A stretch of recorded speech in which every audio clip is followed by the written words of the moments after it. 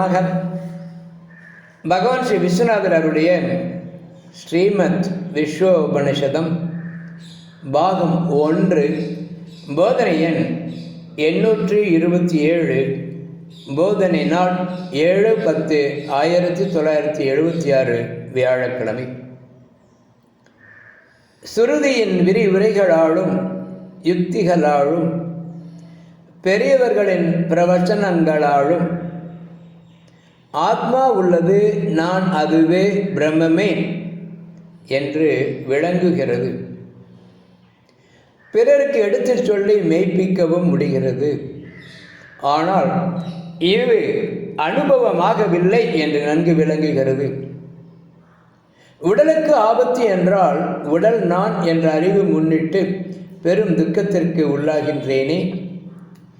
படித்ததும் கேட்டதும் அறிந்ததும் பலன் அற்றதாகின்றதே.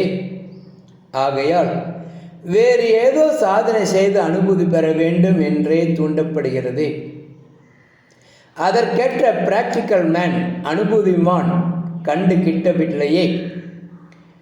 மூர்த்தி தலம் தீர்த்தங்களை சேவிப்பதே அத்தகைய குருநாதன் கிட்ட வழி என்று பணித்துள்ளனரே. அப்படியும் சில காலம் கடந்து விட்டதே.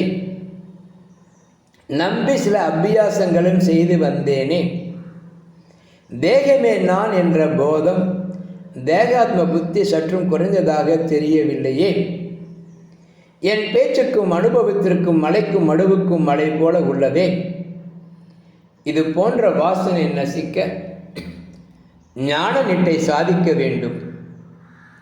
அகங்காரியுடன் சேராமல் சாட்சியாகவே நிற்றல் ஞான நிட்டை. ஓம் சாந்தி சாந்தி சாந்தி.